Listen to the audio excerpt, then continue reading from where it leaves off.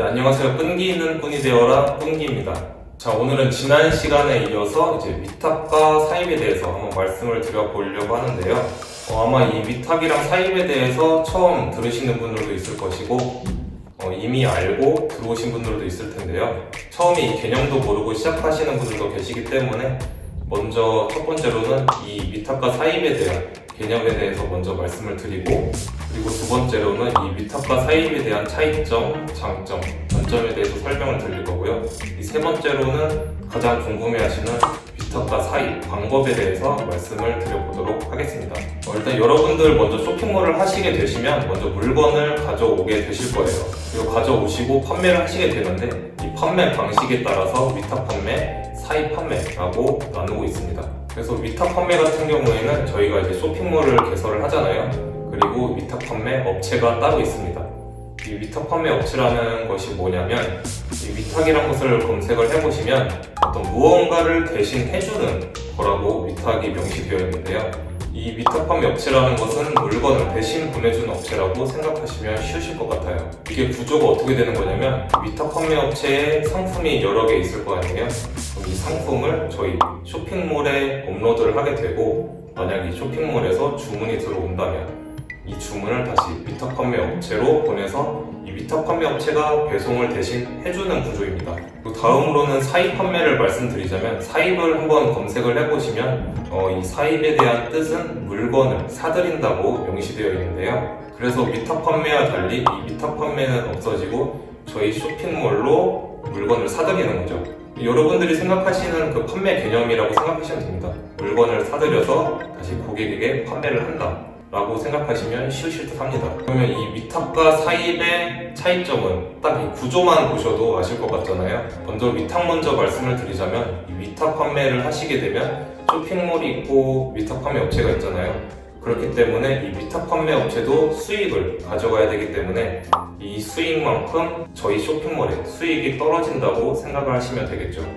그리고 이 위탁 판매 업체가 좀 많이 다르긴 한데요. 저의 경험도 그렇고 다른 셀러분들과 이야기를 해봐도 마찬가지지만 이 위탁 판매 업체가 재고 관리를 그렇게 크게 잘 해주지는 않습니다. 이게 무슨 말이냐면, 위탁 판매 업체에서 재고가 떨어지기 시작을 하면은 알려주는 것이 아니라 위탁 판매 업체의 재고가 떨어지고 나서 0이 되면은 말을 해줍니다. 그래서 만약에 내가 오늘 주문이 들어와서 이 위탁 판매 업체한테 주문서를 보냈는데, 이 위탁 판매 업체는 그제서 품절이라고 우리 쇼핑몰에 얘기를 해주게 되는 거죠.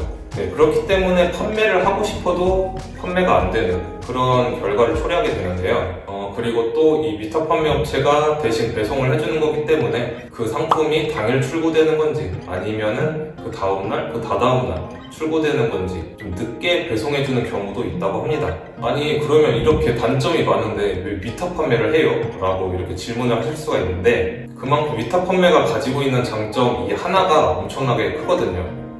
그게 바로 재고 위험성이 없기 때문입니다.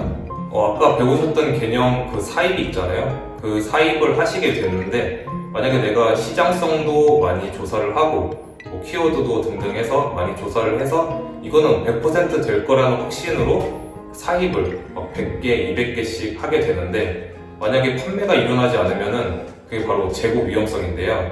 내가 사입에 들였던 비용을 그대로 떠안게 되는 거죠. 그렇기 때문에 그 위험성 때문에 위탁 판매만 하시는 분들도 계세요. 제가 저번 시간에 위탁 판매 먼저 하라고 말씀드렸던 것도 이거랑 같은 선상에 있는 건데요. 일단 처음에 하시는 분들은 이게 팔릴지 안 팔릴지 모르기 때문에 당연히 위탁 판매 먼저 하라고 말씀을 드립니다. 그러면 여기서 위험한데 그냥 위탁 판매만 하면 안 돼요? 라고 질문을 하실 수 있는데, 제가 아까 말씀드렸던 위탁 판매의 최대 단점이 바로 수익성이 떨어진다는 것입니다. 이 위탁 판매 업체를 끼고 하기 때문에 이 위탁 판매 업체가 수익을 가져가잖아요. 그래서 저희 쇼핑몰이 수익이 떨어지기 때문에 그 다음부터 이제 사입을 진행하게 됩니다. 사입은 당연히 이 위탁 판매의 장단점을 거꾸로 생각을 하시면 되겠죠. 그리고 마지막 세 번째로 말씀드릴 것은 이제 위탁과 사입의 방법인데요. 가장 많은 분들이 궁금해하실 거예요. 제가 앞서 말씀드렸던 이 위탁 사입의 개념이나 장단점 같은 경우에는 블로그나 유튜브 검색하시면 엄청나게 많이 나오잖아요. 뭐 저보다 설명을 더 잘하는 분들도 많이 계시고, 그런데 이 방법 같은 경우에는 그분들의 노하우라서 안 알려주시는 것이 아니라 제 생각에는 아마 상품마다 달라서 말씀을 못 드리는 거예요. 한번 예를 들어볼게요. 제일 많이 처음에 시작하시는 게 바로 의류, 그 다음에 뭐 식품, 그 다음에 뭐 과일이나 야채, 뭐 농수산물이라고 하죠. 이렇게 뭐 세 가지라고 생각을 하신다면 여러분들은 이걸 구하려면 어떻게 하시겠어요? 뭐 의류를 구하러 동대문으로 사입을 하러 가시든지, 아니면은 이 식품을 구하러 식품 공장을 알아보신다든지, 이 농수산물을 위해서 뭐 농가를 찾아간다든지, 이런 각각의 상품마다 찾아가야 될 때가 다르고, 또 찾아가서 어떻게 대처를 하고 뭐 내고라든지 그런 문제가 있겠죠.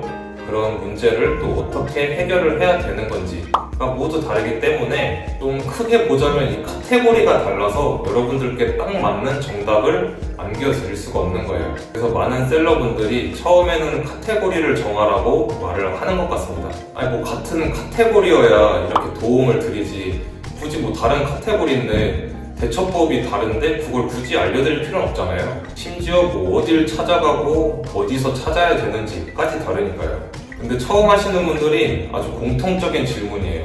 그냥 처음에 어떻게 해요예요, 그냥. 그래서 정답을 말해주죠. 카테고리를 정하고 업체를 정하라고. 그런데 안 합니다. 그런데 저는 왜 안 할까 생각을 해봤습니다. 카테고리는 정할 수가 있을 것 같은데 바로 이 업체를 좀 찾기가 힘들 것 같다는 생각을 했거든요. 그래서 좀 이 방법을 말씀드리자면 당연하게도 인터넷을 이용하는 겁니다. 그래서 업체를 인터넷에서 찾아라 라고 말씀을 드려요. 그러면 처음 하시는 분들은 또 어려움이 닥치죠. 도대체 이 업체를 인터넷에서 어떻게 찾아야 되나? 그래서 저 같은 경우에는 또 예를 들자면 마스크라고 정해보자고요. 그래서 이 마스크를 구글에서든 네이버에서든 뭐 마스크 업체, 마스크 뭐 위탁 판매 업체, 마스크 공장 뭐 이런 식으로 검색을 하게 되겠죠. 그럼 여러분들도 예상하다시피 엄청나게 많은 마스크 업체들이 나옵니다. 그럼 그 마스크 업체 홈페이지가 나오면 당연히 마스크 업체에 대한 전화번호가 있겠죠. 당연히 전화를 해서 혹시 내가 이러이러한 쇼핑몰을 운영을 하고 있는데 판매를 할 수 있냐고 여쭙게 됩니다. 그런 상황에서 내고를 해서 몇 개를 받을 수 있는지도 알 수 있게 되고, 아니면 업체를 좀 운 좋게 찾으면은 그 업체에서 한두 개 정도 위탁 판매를 하는 업체가 또 있을 거예요. 그런데 그게 홈페이지에 명시가 안 돼 있을 뿐이죠. 왜 그러냐? 이 위탁 판매하는 업체가 한두 개밖에 안 되는데 많이 하는 업체가 없는데 굳이 그 홈페이지를 바꿔가지고 저희는 위탁 판매까지 합니다 라고 명시를 할 수가 없잖아요. 그렇기 때문에 전화를 해서 확인하는 것이 제일 빠르고요. 만약에 전화로 해서 안 되면은 당연히 찾아가겠죠. 예전에 그런 거를 본 적이 있어요. 그 공장 업체분들이 요새 이제 쇼핑몰이 많이 활성화가 되다 보니까 많은 분들이 위탁 판매를 한다고 이제 전화를 하시는 거예요. 그래서 공장 입장에서 보면 이 쇼핑몰들이 판매를 할 수 있을지 없을지도 모르는데 굳이 일을 만들 필요는 없잖아요, 사서. 그래서 그런 불만이 있으신 대표님의 글도 한번 봤었고요. 하지만 우리는 이제 상품을 들여오는 것이 간절하기 때문에 좀 그런 거절에 대한 두려움을 좀 극복을 하시고 전화를 하거나 좀 방문을 하시는 것이 가장 좋은 방법입니다. 제가 이렇게 말씀을 드렸는데 좀 더 쉬운 방법이 없어요? 아니면은 좀 귀찮은데 좀 다른 방법이 없나요? 라고 하시는 분들도 있을 것 같아요. 그래서 좀 그런 분들은 제가 감히 말씀드리지만 좀 앞으로도 쇼핑몰을 성공시킬 수 없는 분들이니까 여기서 좀 관두시는 게 좋을 것 같습니다. 분명히 이 방법 말고도 더 쉬운 방법도 많을 거예요. 그런데 그 쉬운 방법조차 찾지 않으려고 노력도 안 하시는 분들이 앞으로 계속해서 쇼핑몰을 이끌어 가실 수 있을지 저는 좀 의문이거든요. 그리고 이런 방법을 말씀드려봤자 이게 무슨 떠먹여주는 거냐 라고 불만을 가지시는 분들도 계시는데, 그런 분들은 앞으로도 계속해서 사고를 안 하시고 아마 떠먹여주는 것만 계속 먹기 때문에 아마 저는 분명히 실패할 거라고 생각을 합니다. 신사임당님이 유튜브를 보시고 나서 이제 성공하신 쇼핑몰 대표분들이 계속해서 나오시잖아요. 그러면 그분들은 어떻게 잘 떠먹었을까 한번 고민을 해봤었는데요. 아마 저는 이렇게 생각을 해요. 생각을 하는 사람과 생각을 하지 않는 사람, 아무리 떠먹여줘도 이 생각을 하시는 분들은 또 자기가 부족한 점을 찾거나 아니면 알려주지 않았던 나만의 노하우를 계속해서 체득을 하려고 노력을 하실 거고, 생각이 없는 분들은, 사고를 안 하시는 분들은 이 떠먹여주는 것만 해서 성공을 하시려고 하실 거예요. 그렇기 때문에 나에게 맞는 정답을 찾으시는 분들은 계속해서 성공해서 뭐 신사임당님 유튜브까지 나와서 인터뷰를 하고 그러시는데, 두 번째로 생각을 안 하시는 분들은 아마 또 유튜버 분들을 사기꾼이라고 칭하시겠죠. 사실 알려드리려고 해도 두루뭉술하게 말씀드릴 수밖에 없어요. 왜냐하면 이제 상품마다 모두 정답이 다르기 때문입니다. 그래서 오늘 좀 말씀을 드리자면, 쇼핑몰에는 정답이 없고 그 정답은 자신이 찾아가는 거라고 말씀드리고 싶습니다. 사실 시작 방법은 똑같잖아요. 쇼핑몰을 만들고 뭐 업체를 찾고 상품을 업로드하고 판매를 하고 뭐 이런 거는 다 똑같은데, 그 중간 과정이라는 게, 이 과정에서 노하우가 생기고 뭐 상품마다 각각의 방법이 다 다르기 때문에 저는 정답이 없다고 말씀드리고 싶습니다. 공장에 전화하기도 싫고 뭐 방문하기도 싫고 하시는 분들은 그러면 네이버 카페라도 한번 검색을 해보세요. 정말 이게 최고의 수단이고, 나머지 다른 방법들은 여러분들께서 찾으시면은 그만큼 진입장벽이 높아지는 거기 때문에 여러분들이 찾으시면 그만큼 그게 경쟁력이 있을 수가 있습니다. 그래서 제가 이 채널을 운영하는 이유도 뭔가 이 쇼핑몰에 대한 정보를 좀 떠먹여 드리려고 하는 건 아니고, 여러분들이 좀 생각을 해서 다 같이 사업을 성장시켜 나갔으면 하는 마음에서 이 영상을 촬영하고 있으니까요. 그래서 다음에는 사고하는 방식, 좀 메타인지에 대해서도 한번 얘기를 해봤으면 좋겠습니다.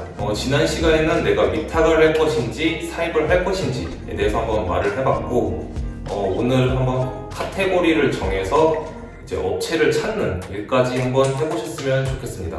그리고 나서 계속해서 저와 함께 성장해 나가시기로 하고요. 앞으로도 더 좋은 콘텐츠, 더 좋은 영상으로 찾아오도록 하겠습니다. 네, 끝까지 시청해주셔서 감사합니다.